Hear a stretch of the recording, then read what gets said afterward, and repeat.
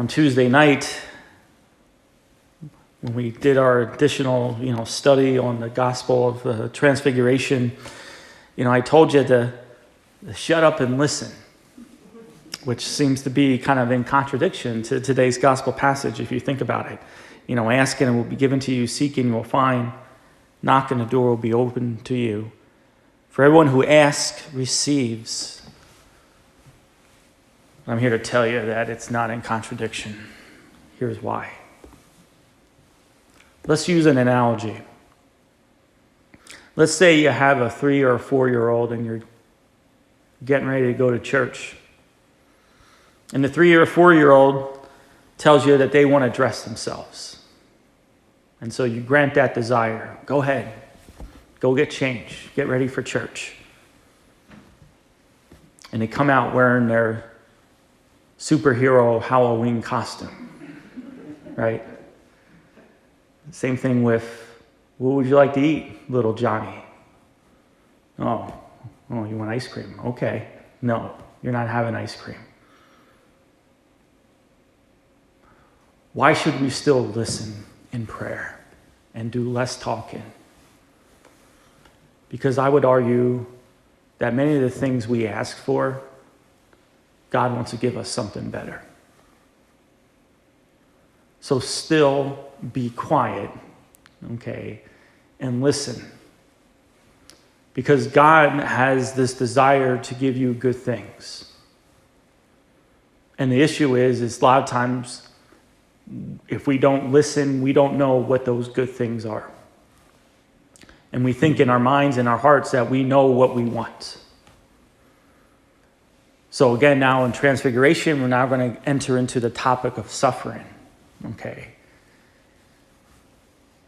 What do we ask for when we're suffering? What's the thing that we usually ask for in suffering in prayer? Get rid of it, right? Get rid of it, God.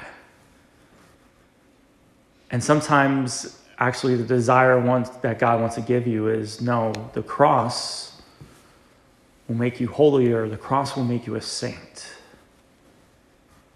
We just want to get rid of it. Get rid of it. And God's like, no, I'm building your faith. I'm building your character. I'm building you. And I also want to show you how much I love you.